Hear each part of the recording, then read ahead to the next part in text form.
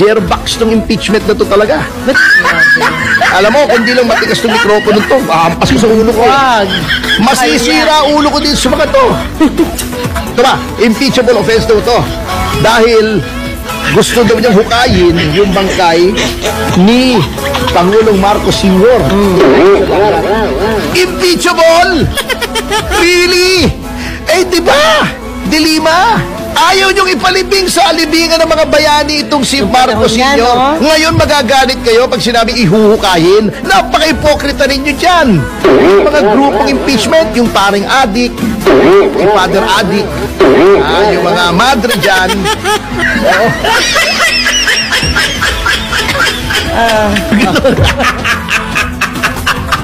Ang ipokrito ninyo, mga paret-mari ko. Ay, nako talaga. Kasama rin sila dun sa ano. Dios mío, caramba. Eso es terrible, absolutamente ridículo.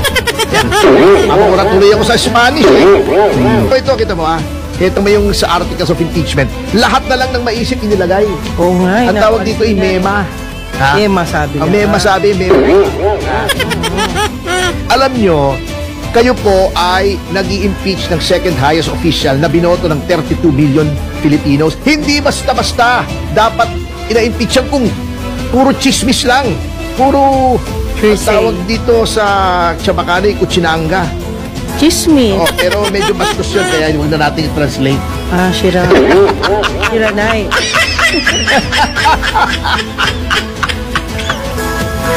Ay, talagang mababaliw ka. Anyway, alam mo, I cannot talaga I cannot.